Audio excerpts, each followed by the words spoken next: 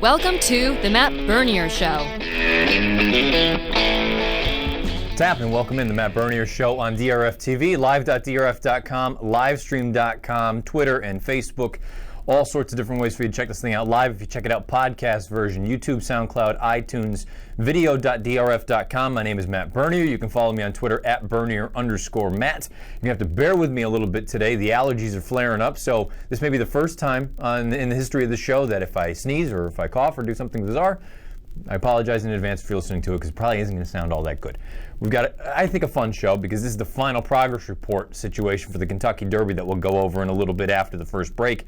Just kind of buttoning everything up. All the preps are done. It's all said and done. The dust is settled. We got to wait and see. We've got all these horses training up to the first Saturday in May. Some of them are in right now. Some of them are on the bubble, possibly, hopefully waiting for defections if they're going to ultimately get into the starting gate. But we'll go through, kind of just see how everyone looked and what went right, what went wrong leading up through the Triple Crown season, the prep season anyway, up to the Kentucky Derby.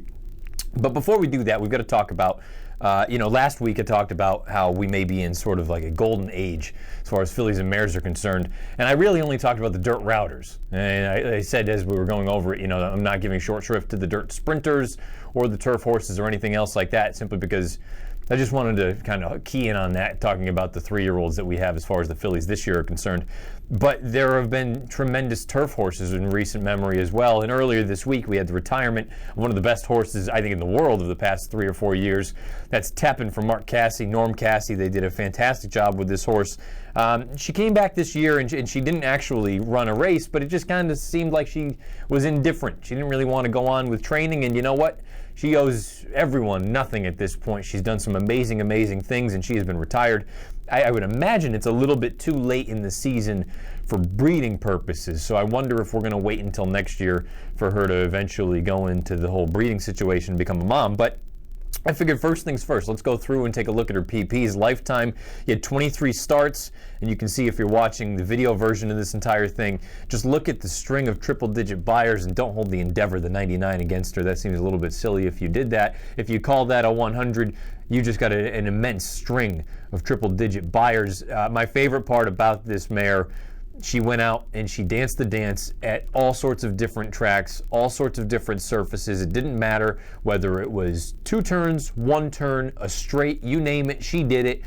Julien Leparoux just fit her beautifully. And I think everything about her was awesome. I know I got some people irritated probably a year ago, and we'll talk about the race afterward, after which I got some people a little bit frustrated or irritated on Twitter by saying, I think she's better than Wise Dan ever was, and that's not a slight or a knock against Wise Dan. It's just I think this mare was unbelievable in the things that she accomplished in a pretty short amount of time. I mean, it's not as though she had some prolific 3-year-old campaign, and she came back as a 4-year-old, and she was just fantastic. And let's start off with her first Grade 1. I want to go back and look at a couple of career highlights for her. Her first Grade 1 came in the Just a Game on Belmont Stakes Day in 2015. It was a big, big day, obviously. Ultimately, we had the Triple Crown winner crowned an American Pharoah, but before that we had Tepin go out in the Just a Game. Larry Combs from the top of the stretch. They're into the stretch, and it is Discreet Mark in front. On the outside, Coffee Click, Tepin down the center of the course, Sandiva trying to squeeze through an opening on the inside. Filimbi comes on too, final furlong. Here comes Tepin. Tepin outside of Discreet Mark. These two come down to the line. Filimbi is finishing fast with Lady Laura, but it's Tepin close to home, and Tepin and Julien Leparoux have won. I think the best part about Tepin, for me anyway, was just that tactical speed where she didn't need to go to the front. If you gave it to her, she would go on with it, but she had that ability to sit just off of a target, make that big move, and even in these turf races at a mile, you've got these horses that have big, big late turn of foot, but she already got the jump, and it's not as though she didn't have some really nice burst down the lane. Her tactical speed, and I think that's sort of the common denominator with all of these really tremendously talented horses, whether you talk about a Beholder or an American Pharoah or a Tepin or any of these sorts. They have that ability. A Wise Dan, they can sit just off of a target, they can get the jump on the deep closers, and they have enough of a kick that ultimately it's going to be too much for the deep closers to overcome. I just think that tactical speed made her so dangerous. I don't want to say her coming out party was the Breeders' Cup in 2015 down at Keeneland, but I think a lot of people really took notice that said all of a sudden, we're talking about a truly special mare at this stage in the game. This is Kurt Becker, the 2015 Breeders' Cup Mile. Inside third, Mashawish is fourth in the center of the course. Grand Arch fifth back toward the inside, and then Impassable Tepin has taken the lead, coming past the eighth pole. Obviously, second Grand Arch is coming late from third, but Tepin has a 5-length margin and deep stretch. It is Tepin with Julien Leparoux. Mondial Least runs late to second, but Tepin has won the Breeders' Cup Mile. She buried a really good field in there. You heard Mondi Elise coming on at the end. He is a Woodbine Mile winner. He ultimately went on to win the Arlington Million. That was a talented field. And you had a lot of European shippers come over that looked really good on paper coming into it. And for one reason or another, maybe they didn't fire their best effort, but there was no mistake. Even if they did fire their best, they were going to have to run that and then some if they're going to beat Tepin that day. She was just so impressive. And then really, I think the one that stamped her as an international true star, the Cassies and company said, you know what, we're going to take a shot. We're going to go over to Royal Ascot. We're going to run in the Queen Anne Stakes last year. And it sounded like that was ultimately going to be her plan this year for 2017. Obviously, it didn't end up working out. But this race was just tremendous. Let's take a look at the stretch run, or let's call it the stretch run. It's a straightaway. Let's take a look at the final stretch of the Queen Anne in 2016. Midfield emerald green jacket, Ashinu and his under a ride as the whole field concertinas now entering the last quarter mile. Cody Bear is the first to commit in Parchan Weekends. Tepin and Milano are produced. Far side is Amazing Maria on down towards the last furlong. Lightning Spear, Tormore and Avega behind him, but it's Tepin in front, being chased by Milano. These two dominate the finish of the Queen Anne. Tepin, Milano racing and effort near the line. Tepin pushed that move, wins for America and back to Queen Anne. Milano is second, Lightning Spear third, Tormore fourth, and they're followed by Avedia and Amazing Maria. First number 14, Tepin.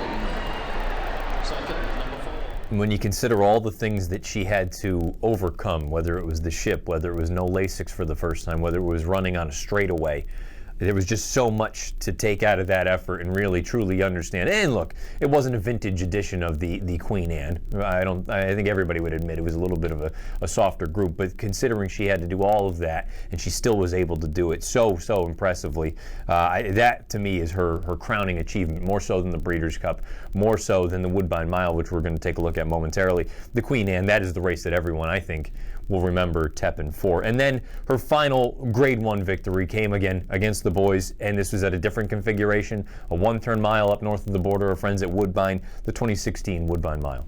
Mile, Tepin comes up leisurely. Julien Leparoux looks around, joins full mast. Down the outside, Mudakayev, the real running begins. Trying to get a run as a rod. Tepin trying to get clear here. Fighting down the outside, Mr. Owen is running on. Tepin in front. They have a furlong to run, and she has turned them away. And she is going to make this her own personal playground. Tepin going on to win the Rico Woodbine Mile. Tower of Texas second, Mudakayev third. May not have been the vintage Tepin that we had seen in some other situations, but considering it was her first start off of a layoff, first start back from going over to the UK, I thought it was a very gutsy effort. And then she came back with a couple more placings in Grade 1 races in the Grade 1 First Lady, as well as the Grade 1 Breeders' Cup Mile last fall out at Santa Anita. So that's how we're going to wrap up the opening piece of this show. Just wanted to give a tip of the cap to one of the best horses we've seen, I think, over the past 3 or 4 years internationally. Tepin, the queen of the turf here in North America. She goes out as nothing more than a champion at this point in the game. So we're going to take a break. When we come back here on the Matt Bernier Show, we're going to dive into the final progress reports for the 2017 Kentucky Derby. We'll go through the top 25 as far as the points are concerned, give them grades, talk about them a little bit in depth. Stay with us, the Matt Bernier Show.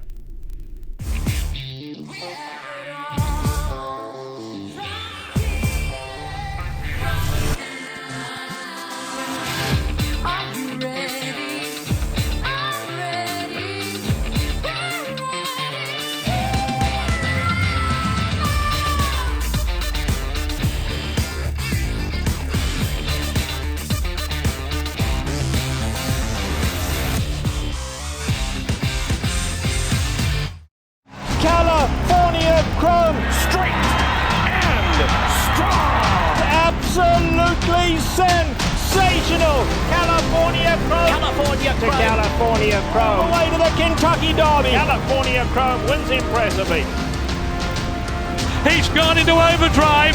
California Chrome wins the Dubai World Cup. One of the greatest performances you'll ever see. Chrome turns to gold. Say goodbye to your inner caveman. If you're making caveman bets on pick sixes, you could be leaving money on the table. DRF Bets Ticketmaker helps you build more profitable exotic bets and place them with one click. Raise your game with DRF Bets Ticketmaker. Be a samurai with your ROI. DRF Bets Ticketmaker helps you cut out unprofitable exotic bets before they happen and be the master of profits. Raise your game with DRF Bets Ticketmaker, the exotic wagering app. Well, the amazing thing about our work was just how similar he is to Uncle Mo. I mean, right away of all of Rapoli's babies, he stood out as the most advanced, the most precocious, and the most talented, and that was exactly the same thing we'd seen a few years before with Uncle Mo. Outwork wins it for John Velasquez. To be able to win a Grade 1 like the Wood Memorial in only his 4th lifetime start was very impressive. It is Outwork in front.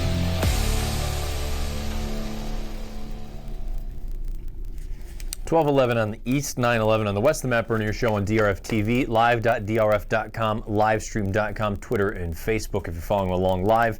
Let's dive into it. We've done this a couple times leading up through this sort of Kentucky Derby prep season.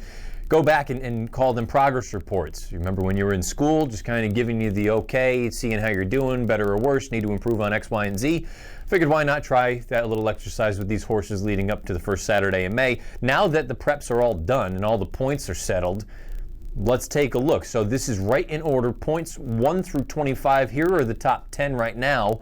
And you can see, basically, if you're watching, you can obviously see the graphic. We have the horse, we have the trainer, overall their points tally, as well as the grade that I have given them. And I can give you a quick rundown if you're just listening. Gervin, I give him an A. Classic Empire, B-, Gormley, B-, IRAP, B, Irish Warcry, B, Thundersnow, A, Always Dreaming, A-, Gunnavera, B+, Practical Joke, B, J-Boys, Echo, a B-. Let's turn over to the second page, 11 through 20. State of Honor, B-, Taprit, C+, Malegacy, or Malagasy, however you pronounce it, B-, Hence, B+, Fast and Accurate, B+, McCracken, B, Battle of Midway, B, Patch, B, Battalion Runner, B, Cloud Computing, B, 21 through 25, Untrapped, C, Looking at Lead, B-, Sonneteer, A-, Royal Mo, B, Local Hero, C+.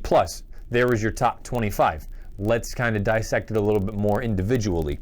Let's talk about Gervin. Gervin is the horse I think that is getting zero respect at this stage in the game, and all he did was run the table in his jurisdiction. He was down in Louisiana, and all he did was go out and win all of those races. He may not have done it in brilliant time, but I always feel like it is dangerous to throw out a horse like this.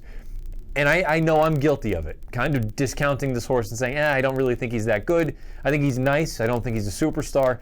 But in a year like this, where it seems like there's been some trials and tribulations from everyone on the trail, this is the one horse that all he's done is go out and run well. I don't like that he's goofy with the lead changes down the lane, but he's an interesting horse, and he's going to get completely overlooked in the Kentucky Derby. Don't sell Gervin too short. When a horse, all they do is go out and win, there's something to it. I think Gervin may be getting a little bit of disrespect again, and I will admit I'm one of the people that probably needs to reevaluate him a little bit, but Gervin may be better than it seems at face value. He got an A. Let's take a look at the horse card for Classic Empire. Mark Cassie has this one. I gave him a B-. He won the Arkansas Derby last Saturday, and we'll talk about that race in a little bit when we go back and do the review and the preview segment, but I gave him a B- because prior to this it was a dumpster fire. You had no idea what you're going to get out of him. And then he comes back with a good effort down at Hot Springs. And I think it was one of those things that, you know what, you can certainly build upon it. The concern now becomes, do you have to do too much to get him ready? You've only got 3 weeks. You have to assume he was relatively tight for that race in the Arkansas Derby. He's a dual Grade 1 winner. I believe he's actually 3 times Grade 1 winner if the Breeders' Futurity is still Grade 1. I think I won't be surprised if he wins, don't get me wrong. He's a talented horse, everyone knows that. I just wonder, are we trying to get a little bit too much in short amount of time and at a shortish number? I feel like now everyone's going to look at it and say, he's back, he's good to go, and he's going to go off at something like 4-1 or 9-2 in a 20-horse field where I don't know if he's going to behave himself.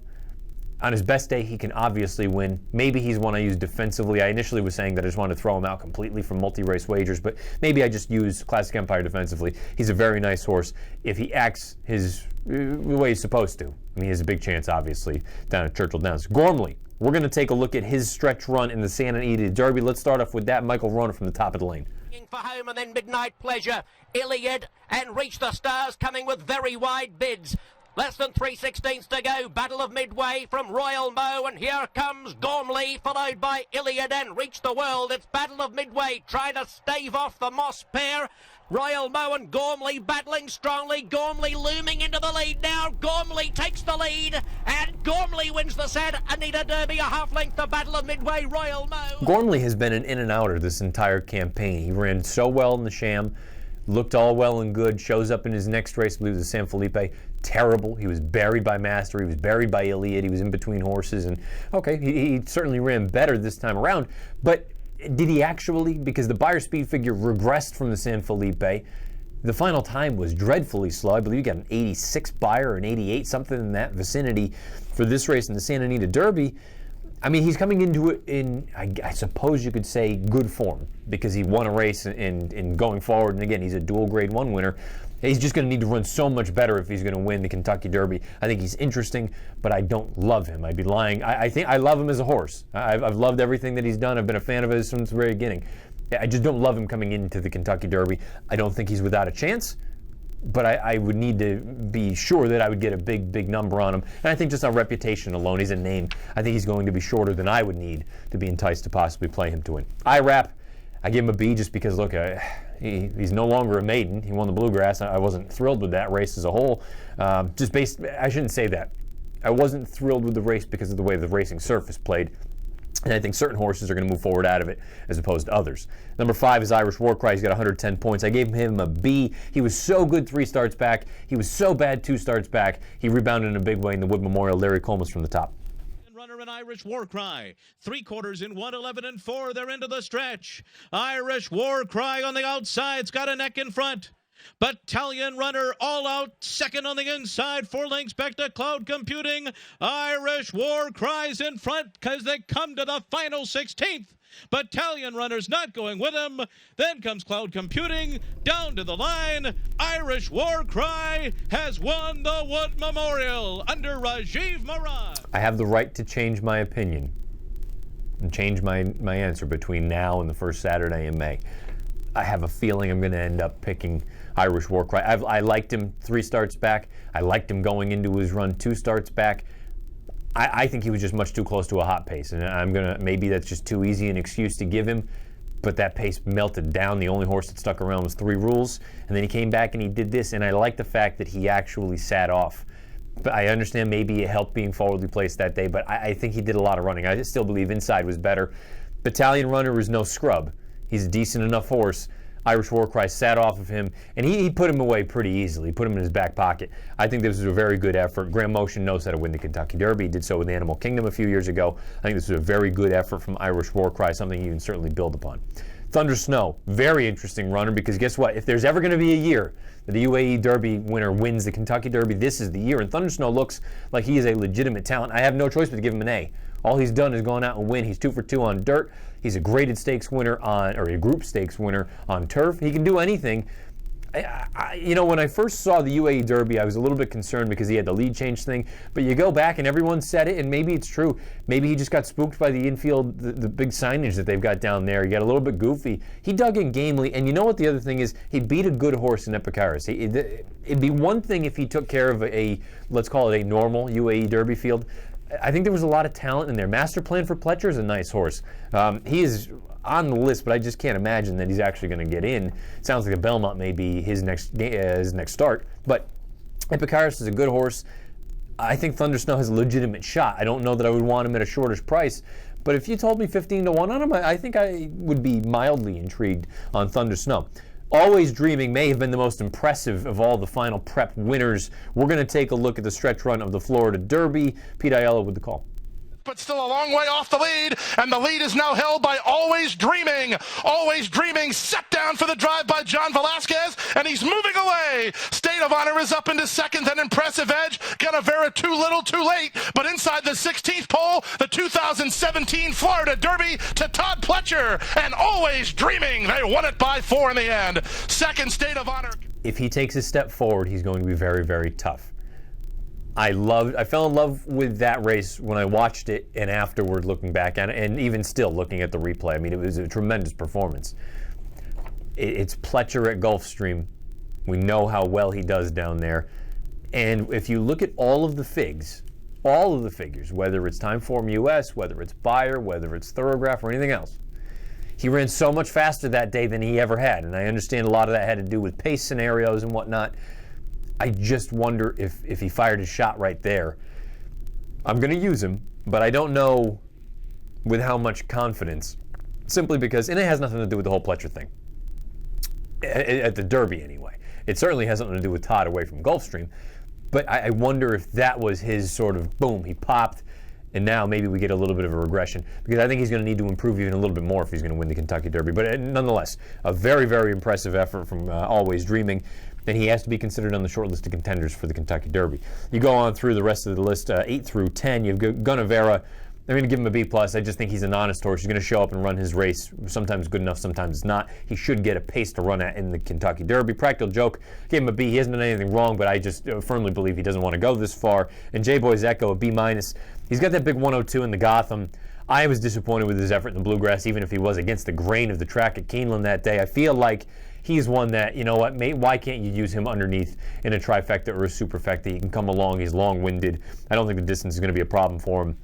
And I believe he will run well at Churchill Downs. Let's throw up the list 11 through 20 one more time if we could. You're going to see State of Honors at the top. Doesn't have... look, I mean, he's a nice horse, but I think he's just going to be a pace factor. Tappert was a disaster in the Bluegrass, and I can't help but give him a C+. He looked so good at Tampa, and I don't particularly believe that race or that series of races down at Tampa Bay Downs was just a dumpster fire. But he was terrible, and it's hard for me to back a horse that was so bad in their final prep before the Kentucky Derby. Malagasy, I want no part of him. Distance, I don't think is going to be his friend. Hence, we're going to throw up his horse card. Actually, no, we're going to take a look at his final prep. This was the Sunland Derby, which, who knew, watching this race, that the Sunland Derby might be the most productive Kentucky Derby prep leading in to the Kentucky Derby itself. Here is the stretch run of the Sunland Derby.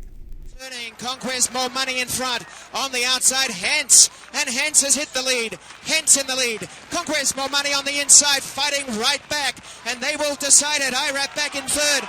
On the outside, Hence, a neck in front. Conquest More Money can't bridge the gap. Hence in the lead's drawing off. And thus Hence is going to win. And how impressive. Hence by 4 lengths. Conquest More Money. You're going to be able to glean a little bit more out of this race this weekend as well, because you've got the Illinois Derby at Hawthorne tomorrow afternoon, and you'll have Hence in there.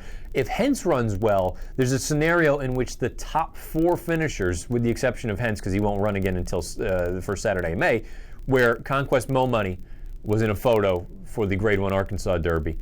IRAP wins the Grade 2 Bluegrass, and if Hence comes back and runs well tomorrow at Hawthorne, which I think a lot of people are expecting him to do, all of a sudden you've got another graded stakes placing, or possibly a graded stakes victor in Hence coming out of that race, the Sunland Derby. It's amazing to see.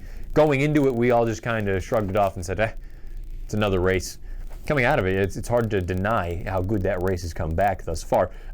Horse card, we're going to take a look at Fast and Accurate now. This is a Mike Maker trainee. I don't love the idea of this horse on dirt. I understand the connections are going to take a shot here. Mike Maker does tremendous work. We obviously know that. I'm not sold on his chances for Saturday in May. He's one that, you know what, if he goes out there and wins, I will lose. And guess what? If you have him, you're going to get paid because he's likely to be in the vicinity of 40-1. The rest of the list, we don't have any sort of cool graphics, but we have a couple that we can quickly touch on. McCracken, I really loved his effort in the Bluegrass. I think he's going to get a lot out of that. I think he takes a step forward. At this stage right now, on April the 21st, I'm torn between McCracken and Irish War Cry as far as my pick. Again, I have a long way to go. And then the rest of the way down, I think there's some nice horses. Cloud Computing, I'd love them to put him away and wait until we get to the summer up at Saratoga. I think looking at Lee, should he get in somehow, I think he's one that you would certainly have to use underneath. Maybe as well as Sonneteer. Sonneteer is still a maiden, but boy, Keith DeSormo had a lot of confidence in this horse. I kind of laughed when they decided to run him and said, you know what, let's get the maiden win before we go into Graded Stakes Company. All he's done is run second and fourth. He's a very impressive maiden at this point in the game, and if he gets in, the distance looks like it's only going to be his friend. One more time, boys, if we could, we're going to go 1 through 10, 11 through 20, and then 21 through 25. Here is your top 10 with the grades on the far right-hand side. Gervin, leader in the clubhouse, 150 points. He's done nothing wrong. It's hard for me to knock a horse that all he does is go out and win. Let's take a look at 11 through 20 really quickly if we could. I think the horse on here for me that was most disappointing was Taprit in that most recent start, and Hence could be the sneaky wise guy horse in here. Again, we'll see what happens with Hence. I'm sorry, not Hence. What happens with Hedge Fund tomorrow in the Illinois Derby if he wins or performs well. Boy, just the form of the Sunland Derby this year is holding up very, very well. And let's move over to 21 through 25. These horses need a little bit of help if they're going to get in the starting gate. I think if any of these horses do get in, looking at Lee and Sonneteer would be the ones I would be most interested in. 12:25 on the East Coast, 9:25 on the West Coast. You know what we're going to do? We're just going to stay through. We're not even going to bother going to the commercial because we're running out of time, we're running short, and we want to get through. We're going to go back and look at 2 races. I know I went over 4 last week, but 2 of them were on Friday. And one of them was a crazy result, and somebody called me out on it and said, you made American Patriot 49-1 on your value line. I did. I think he was a gross underlay at 10-1. Hats off to Pletcher and company for getting that one done. And hats off to Rich Roble. Roble liked the horse. I still told him I think he got robbed a little bit on the price because 10-1, I don't know how you could have played him at 10-1. Neither here nor there. The 2 races that we are going to review, one of them is the Jenny Wiley. I thought the most likely winner going in was Lady Eli. I thought a live long shot was Illuminant. Here it is, Kurt Beckert returning for home. 5 lengths off the lead of Catch a Glimpse, who's chased by Illuminant Dickinson. Now Lady Eli to the outside. From 4th, Kidura. From 5th, Time in Motion 6th. Here's Lady Eli striding forward. Final furlong of the Coolmore Jenny Wiley. Illuminant Catch a Glimpse to the inside. Dickinson coming late. Kidura is there. Lady Eli in front. Dickinson trying. Lady Eli. Dickinson gets up on the outside by a nose for Paco. Big effort from Dickinson to go there. She had a beautiful late turn of foot. Lady Eli, I thought, ran really well. And I was on the DRF Players podcast earlier this week on Tuesday with the boys, and it came up that some people were suggesting that maybe Lady Eli has lost a step or she's lost that sort of killer instinct. I couldn't disagree more. Maybe I'm entirely wrong. I just feel like this was not the end-all be-all for her. I think she wants more distance. 1.25 miles really, I think, is her bread and butter. Whereas Dickinson, this 1.16 miles, I think this is actually what her game is. I think she's 1.16 miles. Lady Eli off of the layoff. I thought this was a very, very fine effort. And let's not give short shrift. I feel like it's almost a knock against Dickinson. Dickinson came with a giant late kick. So I thought it was a good effort from the top 2, obviously. I was licking my chops turning for home, and I was texting Illman. I was licking my chops turning for home when Illuminant was sitting the trip she was just off of Catch a Glimpse. And when I saw Flavian get into her and she was just kind of going up and down, my heart sank. It was a rough Saturday for me. It was just nothing went well. The wagering was a disaster. Disappointed to say the least in the effort from Illuminant. I still think there's ability here, though. Maybe she'll regroup when they get her back to Southern California. The Arkansas Derby, everyone was hopeful that Classic Empire would rebound. I thought he was the most likely winner, and I thought a live long shot, my faith, my loyalty, I was sticking with looking at Lee. Here we are, Vic Stauffer, turning for home.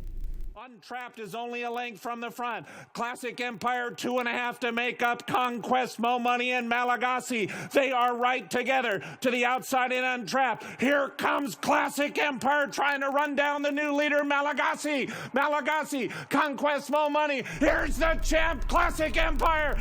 It is Conquest, Mo Money, Classic Empire. Classic Empire back to the winner's circle. Popped to his left lead there late, but I don't want to hold that against him. It's not a positive. I'm not suggesting that I'm happy about it, but I feel like the inside 2, Conquest, Mo Money, and Malagasy, they were drifting out a little bit. Maybe it kind of freaked him out a little. I don't want to totally hold it against him. Looking at Lee, I'm not going to continue to bash on the ride. It is what it is. I think this is an interesting horse if he gets into the Derby. I'm not suggesting he can win, but I think he's certainly one that maybe can come along, catch some pieces, and maybe round out your superfecta and make a nice day to remember for you with the Kentucky Derby. So look, Classic Empire Empire. He gets it done as the most likely winner. Live long shot looking at Lee runs third at 11 or 12 to 1, one of the two. Let's take a look at two races coming up tomorrow afternoon. One of them, the Charlestown Classic, $1.25 million. Let's throw that field up if we could. Not a big field for a giant purse. I have to be honest, if I had a horse of middling ability, what the heck? Take a shot. 1.25 million. You take a look. We're going to run it right down for you. If you are watching on live.drf.com or Facebook or Twitter or any of those means, you can see it. If you're just listening to the podcast, I'll run it down for you. Stanford 4-1, Sunny Ridge 5-1, Gangster 32-1, Matt King Cole 4-1, Imperative 4-1, War Story 5-1, Bodhisattva 49-1, Cautious Giant 99-1. I think this is a fascinating race. As you can see, as far as my value line is concerned, I think any one of five can win this thing. I do think the most likely winner is Imperative, simply because I think he loves this track. He loves the bull ring. If they still ran races at Fairplex, I'm sure that the connections would have that some sort of race circled there, because he just scoots around there really, really well. He should get a beautiful pace scenario considering his uncoupled stablemate. Cautious Giant appears like he's nothing more than a rabbit to set things up. I think Imperative is the most likely winner. I think a live air quotes long shot is War Story, another Luch stable runner in here, simply because I feel like War Story is going to get the jump on Imperative. And if War Story runs back to some of his prior races, if he runs back to his Pegasus World Cup, if he runs back to his Cigar Mile even, certainly if he runs back to his Queens County, I think he's got a big chance in here, and I think he's going to get lost in the shuffle a little bit. So a live long shot for me, and again, air quotes, because I think he's just going to be probably 6-7-1. War Story, most likely winner for me in the race, Imperative. San Juan Capistrano, 1 3/4 at Santa Anita Saturday afternoon. Let's take a look at that field. It's not a big field. You've only got 6 signed on in here. Let's take a look at the odds. Generoso 24-1, Powerfoot 5-1, Runnosaurus Rex 7-1, Inordinate 4-1, Syntax 3-1, Papa Cool 7-2. Again, as you can see, I don't have a super strong opinion in here, and I would be lying to you if I did. The one thing that I'm going to be really, really angry about is if Runnosaurus Rex is not on the lead. Runnosaurus Rex, claimed by a very, very sharp horseman in Mike Pender, also owns this horse. He is my live long shot in here. If he's not the longest shot on the board, he's the second longest shot, and it's by a couple of points. The one thing I know is he's going to be on the lead, and if he's not, there's a major, major problem. He has very little turf pedigree. Again, Pender, I believe, you could have had him for 8,000 2 starts back. Pender dips in, grabs him, immediately stretches him out, and immediately puts him on the turf. I just think it's a very, very interesting situation. I think he's a curious pace play, if you will. He's going to go out there, and in 1 3/4, I think everyone just immediately assumes you want to have someone that's going to have a big late kick. More often than not, these races come down to sort of staying races, and very often it can kind of be a merry-go-round. I want the horse that's going to be on the lead. It's going to be a giant number. He is far from the likeliest of winner. As you can see, I made him 7-1, but I think he is very interesting in here. The 3 Runnosaurus Rex, live long shot in my pick in the San Juan Capistrano. A little bit heavy on time here, 12:32 on the east, 9:32 on the west. The Matt Bernier Show. I want to thank you if you watched live, whether it's live.drf.com, livestream.com, Twitter, or Facebook. If you check this thing out, podcast, YouTube, SoundCloud, iTunes, video.drf.com. Speaking of video.drf.com and iTunes and SoundCloud and all the other places, YouTube as well, out of the gate, that will be uploaded. It actually already is uploaded. This week's edition, myself, Dan Illman, Mike Beard, Nicole Russo, Jonathan Kinchin, Craig Milkowski dives into the Time for U.S. pace projector for the Kentucky Derby. We've got all sorts of good stuff for you on that show, again, out of the gate. That is on every Friday, video.drf.com, YouTube, and as well as the podcast versions, whether it's SoundCloud or iTunes, any of the other forms. The Friday Formulator race today, you've already got a scratch. I believe Twirl Girl is out, so it's only a field of 4. Illman and Beer earlier this week took a look at the Double Dog Dare. I will be watching with hot anticipation because in my fantasy stable I have Unbridled Mo, and if she can't win here, she certainly isn't as good as I thought she was. Let's throw it to that. Best of luck this weekend. I will talk to you guys again next Friday. This is the Matt Bernier Show. You can follow me on Twitter at Bernier_Matt. Without further ado, the Double Dog Dare.